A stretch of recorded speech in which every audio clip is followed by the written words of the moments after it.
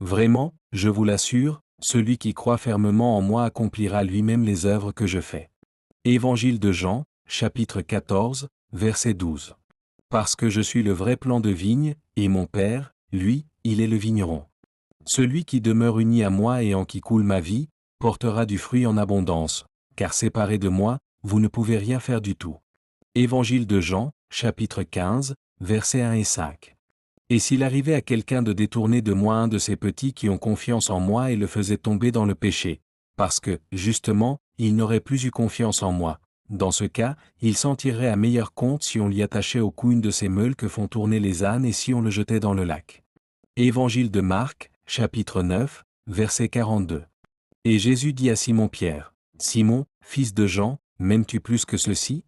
Évangile de Jean, chapitre 21, verset 15.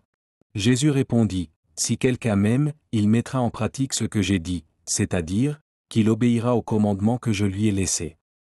Ainsi mon Père aussi l'aimera, nous viendrons tous deux, vers lui, au travers du Saint-Esprit, et nous nous établirons à demeure chez lui. » Évangile de Jean, chapitre 14, verset 23. Le disciple que Jésus aimait. Évangile de Jean, chapitre 13, verset 23. Jésus regarde cet homme avec amour et lui dit, « Une seule chose te manque, va, vends ce que tu as et donne l'argent aux pauvres. Alors tu auras des richesses auprès de Dieu. Ensuite, viens et suis-moi. » Mais quand cet homme entend cela, il prend un air sombre et il s'en va tout triste parce qu'il possède beaucoup de choses. Jésus regarde ses disciples qui sont autour de lui, et il leur dit, « Pour ceux qui ont des richesses, ceux qui aiment ce qui est dans ce monde plus que Dieu, ce sera vraiment difficile pour eux d'entrer dans le royaume de Dieu. » Évangile de Marc, chapitre 10, versets 21 à 23. Jésus répond, « Je vous le dis, c'est la vérité. Si quelqu'un quitte maison, frère, sœur, mère, père, enfant et champ à cause de moi et de la bonne nouvelle, cette personne recevra 100 fois plus dès maintenant, dans ce monde. Elle recevra des maisons, des frères, des sœurs, des mères, des enfants et des champs. En même temps, elle souffrira à cause de moi, parce qu'elle m'aura aimé plus que le monde.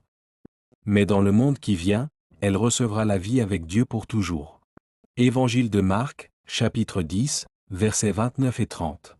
Et comme les gens vivront de plus en plus sans foi ni loi, et que le mal fera des progrès constants, l'amour du plus grand nombre se refroidira. Mais celui qui tiendra ferme, dans ma parole, jusqu'au bout sera sauvé. Évangile de Matthieu, chapitre 24, versets 12 et 13.